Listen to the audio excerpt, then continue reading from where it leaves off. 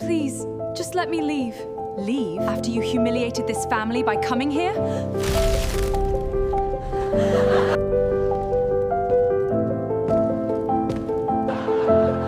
They shredded the Omega's dress in front of 3,000 wolves, certain the shame would break her for good. She didn't scream. She didn't run. She just stood there, clutching the ruined fabric to her chest, waiting for the guards to finish what her family started. Then the throne went silent. Not because the king had spoken. Because he'd stood up. Every wolf in that hall expected him to order her dragged out in disgrace. Instead, he crossed the entire length of the room, unclasped the cloak that had draped the shoulders of kings for 400 years, and settled it around her like she was the only person left standing in the castle. They came to watch an Omega die of shame. They left having watched a queen be born. Rosalind had learned a long time ago how to disappear. She scrubbed floors while her cousins were fitted for silk. She ate what was left in the pot after the family had taken their share. 19 years old, and not once had her wolf stirred beneath her skin, which her aunt liked to remind her, at every opportunity, made her nothing at all. So when the winter ascension ceremony was announced, the night Alpha King Kale would choose the woman to rule beside him, Rosalind wasn't invited. She went anyway. She told herself she only wanted to see him once. The king every territory feared and every unmated Omega dreamed about. She never imagined his eyes would find hers across a hall of 3,000 wolves. She never imagined her cousins would notice too. And she certainly never imagined that the same night engineered to destroy her would be the night the entire kingdom learned her name. Comment where you're watching from. I'd love to say hello and see just how far this story has traveled. The frost came early that year, and with it came the kind of cold that settled into stone and never quite left. In the servants' quarters beneath Blackmoor Hall, Rosalind had learned to sleep with her knees pulled to her chest, not for warmth, but because it was easier to disappear that way, smaller, quieter, less likely to be noticed by anyone passing through the corridor above. She had been born in that house. That was the cruelest joke of all.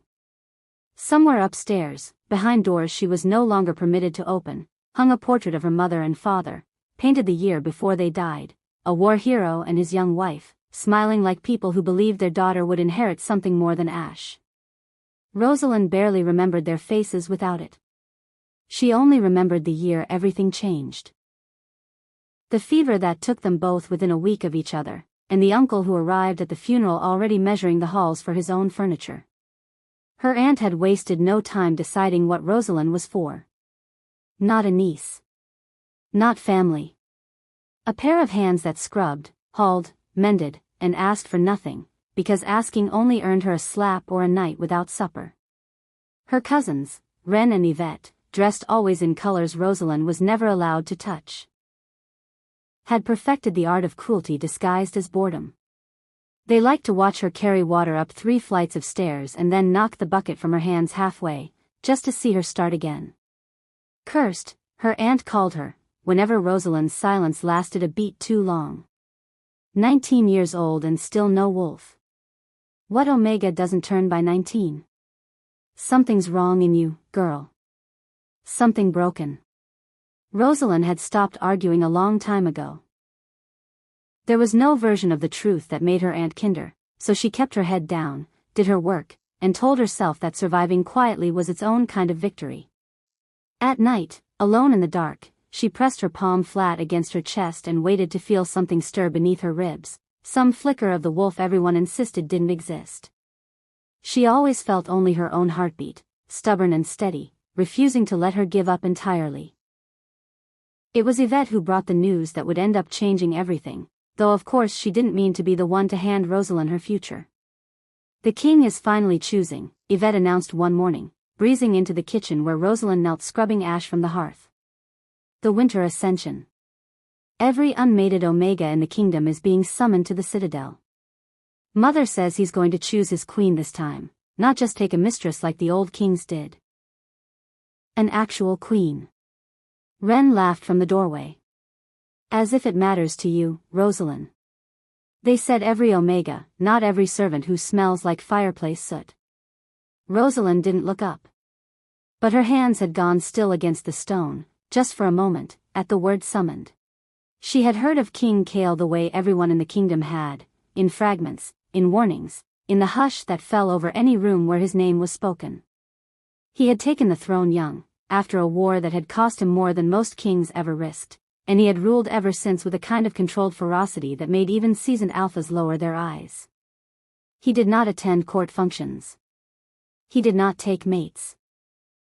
For 400 years, kings of his line had chosen their queens through arrangement and alliance, but rumor said Kale had refused every match his council proposed, again and again, until the whispers turned into something like fear. What kind of king wanted nothing they could give him? Now, apparently, he wanted to look for himself. The ceremony was to be held in a fortnight, at the royal citadel 3 days' ride from Blackmoor. Every noble house in the territory began preparing at once. Gowns commissioned, carriages polished, Omega daughters paraded before mirrors like prized livestock. Rosalind's aunt threw herself into the frenzy of dressing Ren and Yvette with a kind of religious fervor, as though sheer effort could manufacture a crown. No one prepared anything for Rosalind. No one so much as considered inviting her, and she understood without being told that the word summoned had never been meant to include her. She was a name that had been quietly erased from every ledger and guest list the moment her parents were buried. As far as the kingdom was concerned, the last daughter of that fallen house did not exist. And yet, something in her, something small, stubborn, and entirely unlike the girl who kept her head down and did as she was told, refused to let the thought go. She told herself it was foolish. She told herself a dozen times over the following days that she had no gown, no invitation, no wolf, no right to stand anywhere near that hall. She told herself all of it, and still, on the night before her aunt's carriages departed, she found herself slipping into the attic where her mother's old belongings had been boxed away and forgotten, searching by candlelight until her fingers found fabric instead of dust. It was a simple dress. Dark green, high-necked, the kind a merchant's wife might have worn on an ordinary evening rather than a noblewoman at a royal ceremony. It had belonged to her mother once. It still smelled, faintly, of cedar and something Rosalind couldn't name, but that made her chest ache regardless. She held it against herself in the candlelight and made a decision that frightened her more than anything had in years. She would go. Not to be chosen. Not even, really, to be seen. Just once, she wanted to stand in the same air as the rest of the kingdom instead of beneath it. Just once, she wanted to know what it felt like to walk somewhere without being told she didn't belong. She left before dawn, 3 days behind her aunt's carriages, on foot for the first stretch and then by the mercy of a grain merchant's cart for the rest. It was not a comfortable journey. The roads were rutted with frost, the nights bitter enough that she slept curled against the cart's wooden slats with her mother's dress wrapped carefully in cloth to keep it from tearing. She told the merchant she was traveling to see family. He didn't ask further, and she didn't offer more. There was a particular freedom, she found, in being a stranger to everyone she passed. No one on that road knew she was the girl who scrubbed floors at Blackmoor. No one looked at her and saw cursed. For 3 days, she was simply a young woman going somewhere, and it was the lightest she had felt in years. The royal citadel announced itself long before she reached it. Towers rising pale against a bruised winter sky, banners snapping in the wind, the distant hum of thousands of voices carried on wood smoke and cold air. Rosalind had never seen so many people gathered in one place. She stood at the edge of the road for a long moment, gripping the folded dress against her chest, and felt, for the first time since leaving Blackmoor, the full weight of what she was about to do. She changed in the shelter of a stable, fingers clumsy with cold as she laced the back of her mother's dress as best she could alone. There was no mirror, only the dark reflection in a rain barrel, but she caught enough of herself to see a stranger looking back, hair unbound because she had no pins to spare, cheeks flushed from days of travel, eyes too wide with something between terror and hope. She looked nothing like the girl who scrubbed hearths at dawn. She looked, for one suspended moment, like someone who might actually belong in the hall she was about to enter. The Hall of Wolves was unlike anything she had imagined. Vast stone archways stretched 3 stories overhead, hung with banners bearing the royal crest, a wolf beneath a crown of frost. Torches lined every wall, their light catching on velvet and jewels and the polished pommels of ceremonial swords. Thousands of wolves filled the space, nobles and warriors and unmated omegas dressed in silks Rosalind couldn't have afforded in 10 lifetimes of labor, their perfume and laughter thick in the air like something she could taste. She had never felt smaller. She kept to the edges, weaving through the crowd with her shoulders drawn in, the way she'd learned to move through Blackmoor without being noticed. It was easier here, in a way. No one at Blackmoor knew this girl, and no one in this hall knew Rosalind. She was invisible in a new and almost peaceful way, watching gowns sweep past her like colored water, listening to conversations about alliances and bloodlines that meant nothing to her and everything to everyone else in the room. She spotted her aunt near the front of the hall before her aunt could possibly spot her. Ren and Yvette preened and gleaming on either side, and Rosalind's stomach turned cold. She retreated further into the crowd, deeper into the shadow of a stone pillar, and told herself this had been foolish from the start. She would watch, just for a while, and then she would slip away before anyone recognized her. That had always been the plan. To witness, not to be witnessed. Then the horn sounded, low and resonant, rolling through the hall like a tide pulling everyone's attention toward the dais at its far end, and the crowd fell silent so completely that Rosalind could hear her own pulse in her ears. King Cale entered without fanfare, and somehow that made it worse. There was no herald announcing his titles, no elaborate procession, only the doors opening and a stillness rippling backward through 3,000 wolves as he crossed the hall alone. He was larger than she had pictured, broad through the shoulders in a way that made the space around him feel smaller, dressed in dark leather armor beneath a heavy fur-lined cloak the color of aged wine.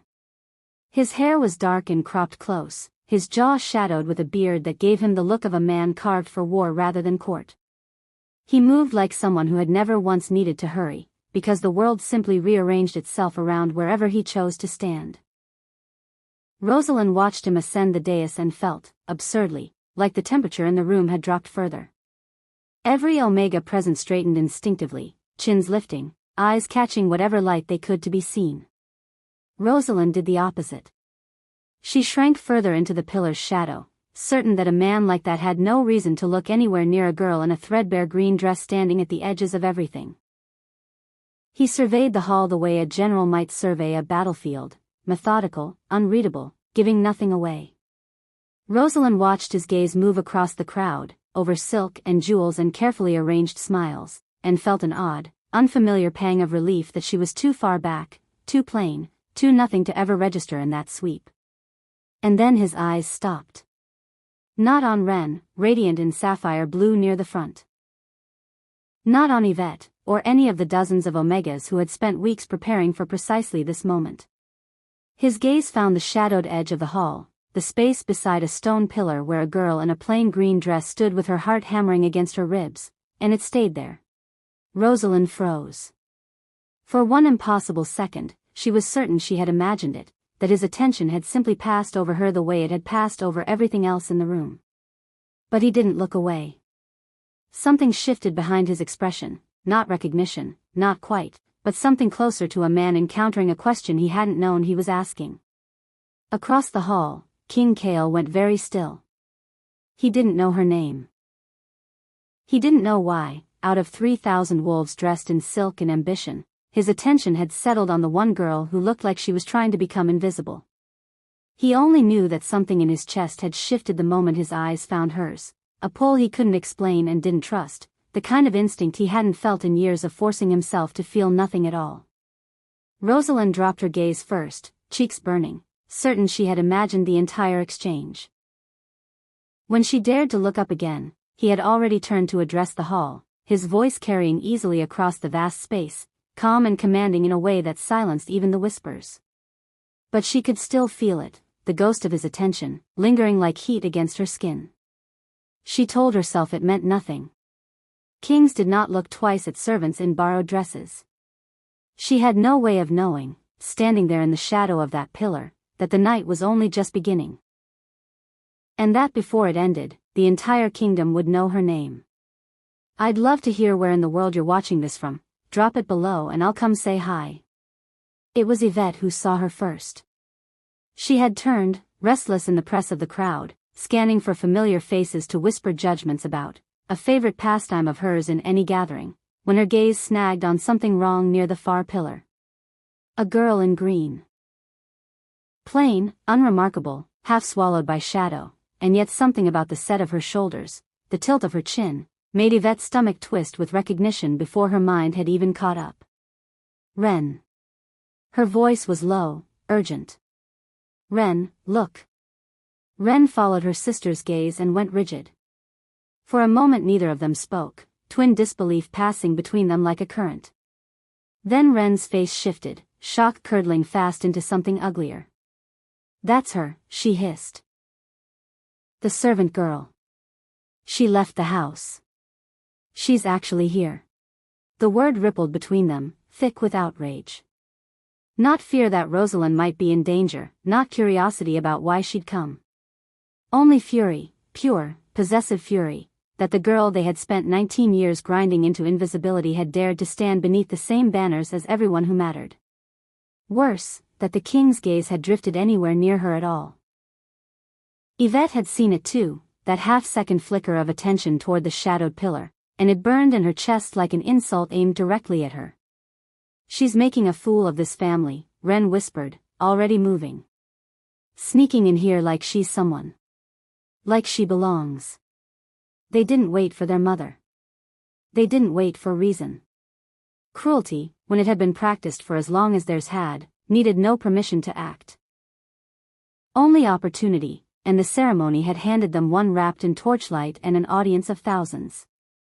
Rosalind didn't see them coming until it was too late to disappear. Well, Yvette said, loud enough to turn heads, her voice honeyed with false delight as she and Ren closed the distance. Look who decided she belonged among nobles. Rosalind's stomach dropped straight through the stone floor.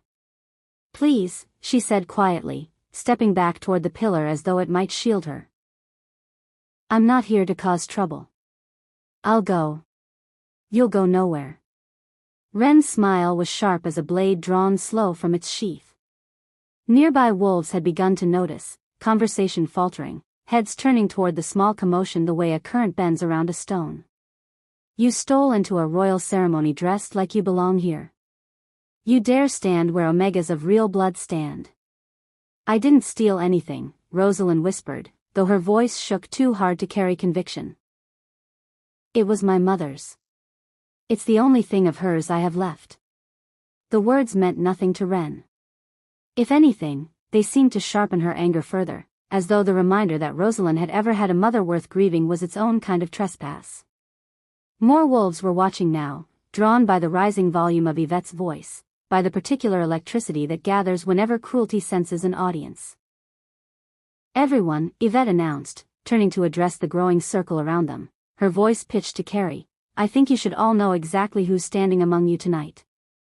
This, she gestured at Rosalind with theatrical disgust, is our cousin. A servant. A nothing. 19 years old and still no wolf, because there's something broken in her, something cursed, and she thought she could hide that here, in front of the king himself. Laughter rippled through the nearest onlookers. Not everyone, but enough, the cruel current of a crowd finding something to feed on. Rosalind felt her face go hot, then cold, her hands twisting into the fabric of her mother's dress as though she could hold herself together through sheer grip alone. Please, she said again, smaller this time. Just let me leave. Leave? Ren's voice climbed, delighted now, cruelty finding its rhythm. After you humiliated this family by crawling in here uninvited? No. I think everyone should see exactly what you are. What happened next happened fast, too fast for Rosalind to brace against it. Ren's hand closed on the collar of the dress and pulled, Yvette's fingers finding the sleeve a half-second later. An old fabric, worn thin by years and travel, gave way with a sound like tearing paper. Rosalind stumbled back with a cry, one hand flying up to catch the collapsing shoulder of the dress, the other clutching the torn sleeve against her chest, and the sound that rose from the crowd around her was not gasps of sympathy. It was laughter. It rolled outward through the hall of wolves in ugly waves, nobles pointing, Omegas covering their mouths in scandalized delight, warriors chuckling low and dismissive, until Rosalind stood at the center of it all, dress in ruins, hair loose, cheeks burning with a shame so total it felt like drowning. She had spent 19 years learning how to disappear, and in the span of a single moment, 3,000 strangers were staring at the one thing she had never wanted anyone to see. Not the servant, not the Omega without a wolf, but a girl utterly, publicly broken. She braced for guards.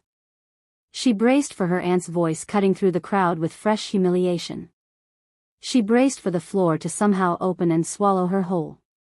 What she did not brace for was silence. It happened suddenly, the laughter faltering, then dying altogether, spreading backward through the hall like a flame starved of air. Rosalind, still clutching the ruins of her dress, didn't understand why until she heard it, footsteps. Heavy, unhurried, deliberate, coming from the direction of the throne. The crowd parted before he'd taken more than a few strides. Nobody told them to. Nobody needed to. King Kale simply walked, and 3,000 wolves who had been laughing a moment before found themselves stepping backward, heads bowing, the space around Rosalind widening until she stood utterly alone at its center. Exposed, trembling, and no longer laughed at, but watched with a different kind of fear entirely. Ren and Yvette hadn't moved fast enough to retreat into the crowd. They stood frozen at the edge of the circle, triumph draining from their faces as understanding dawned with sickening slowness. Kale didn't look at them. He didn't look at anyone but Rosalind. He crossed the last of the distance and stopped in front of her, close enough that she had to tilt her head back to meet his eyes, and for one unbearable second neither of them spoke. Up close, he was even more overwhelming than he'd seemed from across the hall, the sheer size of him, the intensity in eyes that missed nothing, and yet there was nothing cruel in the way he looked at her. If anything, something in his expression had gone almost gentle, as though he were looking at something he intended to protect with his life and hadn't yet decided how to say so. Without a word, he reached up and unclasped the heavy fur-lined cloak from his own shoulders, the cloak that had draped the shoulders of kings for 400 years, that no one in that hall had ever seen removed in public, and swept it around Rosalind's trembling body. The warmth of it hit her before the shock did. It smelled of wood smoke and cold air and something uniquely him, and it was heavy enough that it settled over her ruined dress like armor, hiding every torn seam, every mark of the humiliation her cousins had engineered. For the first time since the dress had given way, Rosalind could breathe. "Anyone," Kale said, and his voice, though quiet, carried to every corner of the silent hall, "who shames her, shames their queen." The words landed like a blade dropped onto stone. Rosalind's breath caught. Around them, 3,000 wolves stood frozen, the full weight of what they'd just witnessed settling over the hall in a silence so complete it felt physical. Ren's face had gone bloodless. Yvette had taken an involuntary step backward, as though putting distance between herself and the king's fury might somehow undo what had already been done. "She came here uninvited," Kale continued, and now his eyes moved, at last, to the two cousins who had torn the dress from Rosalind's shoulders, and the temperature of the room seemed to drop with his gaze. Because something in her recognized what belonged to her before she understood it herself. "I do not know her name yet. I do not need to. I know what I felt the moment I saw her, and I know what I feel now, standing in front of what the two of you tried to destroy." His voice hardened, each word deliberate as a verdict. "Whatever cruelty raised you to believe this was acceptable ends tonight. She is under my protection, by ancient right and by my own word, and any hand raised against her from this moment forward answers to me directly." Ren opened her mouth, some instinct towards self-preservation reaching for an excuse, an apology, anything, but no sound came out. There was nothing to say to a king who had just claimed a servant girl in front of the entire kingdom, and both cousins understood, with a horror that would follow them long after that night ended, that they had just handed him the very reason to do it. Rosalind stood wrapped in the king's cloak, shaking, overwhelmed, the crowd's stunned silence pressing in around her from every side, and slowly, she realized the silence had changed. It was no longer the silence of judgment. It was the silence of a kingdom recalculating everything it thought it knew, watching a broken Omega in a borrowed dress become, in the space of a single sentence, untouchable. Kale turned back to her, and this close, she could see that the sternness that had unsettled 3,000 wolves only moments ago had softened entirely when directed at her. "What's your name?" he asked, quietly now, as though the rest of the hall had ceased to exist.